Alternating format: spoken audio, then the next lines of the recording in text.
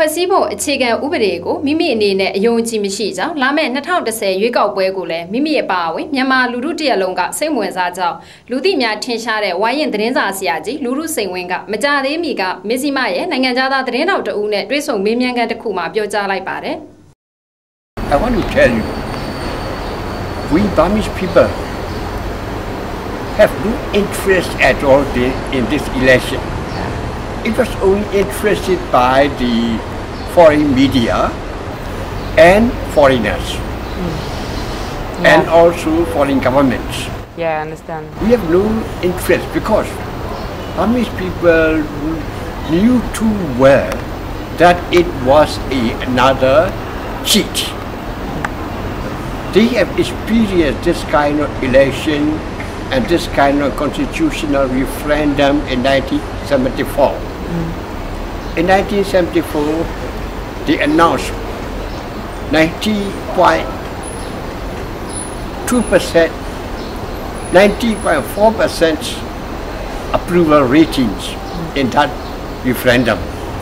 And after that referendum, they have held many elections.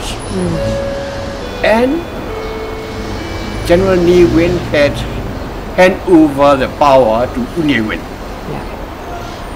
The situation of the people, country, and the plight of the people is just the same. No difference at all under this same dictatorship. And that's why people have no interest in this referendum, this constitution, and the election. Because they know it will not be fair election. They knew that it is another cheat. Sure. Even after the election, 2010 election, yes, General Tan Sri will hand over the power to Tan Sri. There will be no change at all. I myself, I personally never recognized this constitution, never recognized the National Convention. So I don't recognize the result of that National Convention, and I will not recognize the result of the convention 2010 election. ဒါအပြင်သတင်းမှောင်ချခံထားရတဲ့မြန်မာပြည်သူတွေအနေနဲ့ပြည်ပသတင်းမီဒီယာတွေကိုသာနှစ်ပေါင်းများစွာနားထောင်ကြည့်ရှုနေရတာကြောင့်ပြည်ပသတင်းမီဒီယာတွေရဲ့အရေးကြီးတဲ့အခန်းကဏ္ဍနဲ့ဘယ်လိုလိုက်နာလှုပ်ဆောင်တဲ့အကြောင်းတွေကိုအခုလိုကြံပေးပြောဆိုသွားပါတယ်ရှင် This media is very important for us. It is our only weapon to counter the propaganda and misinformation of the authorities. And these are the only media which the whole nation rely on for information and comments. That is why it is very important for those exiled media people to work wholeheartedly for the cause of the country and for the sake of the people. Burmese people for more than 40 years never listened to the Burmese government radio stations. They listened only to BBC and VOA in the past. Now they listen only to 4 stations, BBC, VOA, RFA and DVB. That is why these media are very important. Even in the countryside. Every summer I went to stay in Mimu for the whole summer. Mimu is like a military town with many military academies and many retired military officers, like a cantonment. But even in that cantonment area, people listen to BBC, VOA and RFA and DVB.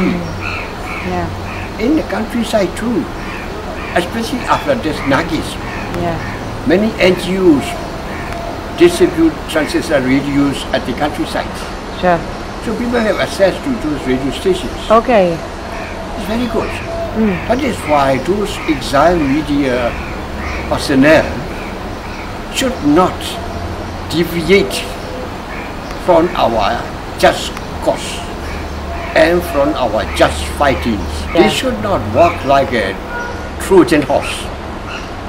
they should not be the agent of the dictators. Yeah. Some try to broker an appeasement solution. That is to accept the constitution, to accept the 25% participation, and to enter into the election and work under that military control government. Okay. They are usually trying to lobby this, including so-called Burmese bandits like David Robert Taylor, David Steinbach, and some Burmese, so-called Burmese scholars. They are traitors. Media must, you see, media must reflect the real situation of our nation and reflect the real feeling of the people. And media must give opinion to the people. All opinion. And also media must guide the people. မြန်မာအရေးဂျားဝင်ဆောင်ရွက်နေတဲ့ကုလသမဂ္ဂအထူးကိုယ်စားလှယ်မစ္စတာဂမ်မာရီကိုလည်းပေးအပ်တဲ့တာဝန်နဲ့လုပ်ပိုင်ခွင့်တွေကိုလွဲသုံးစားပြုလိမ်လည်နေတာကြောင့်မိမိအနေနဲ့တရားစွဲချင်တယ်လို့အခုလိုပြောကြားခဲ့ပါတယ် 2 or 3 months back, I gave an interview to French TV. I told them, I want to sue Gambari for 2 reasons. One, misuse of his power and deliberately cheating the United Nations. Because his mandate, the reconciliation of the different parties, and to get the release of all the political prisoners. That is only 2 things. He was given power by the UN Security Council. But he came here 7 times. And when he went back, he reported, we have some positive progress. We have some positive developments. At the same time, you see, hundreds and hundreds of people have been jailed while he was still in Rangoon. And many student leaders have been sent to far-flung, you see, places like Putao, like Calais, Kanti. You know, it's torturing not only the prisoners, it's torturing the whole family. Gambari also must condemn this thing. But he said positive development. That is cheating the people and cheating the UN Security Council. He was not empowered to recognize the constitution, to recognize the election. But he did. He did recognize the election. He did recognize the constitution. And he did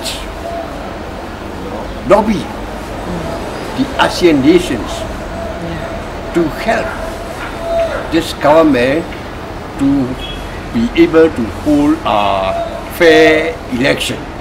That is why you say I want to sue Gambari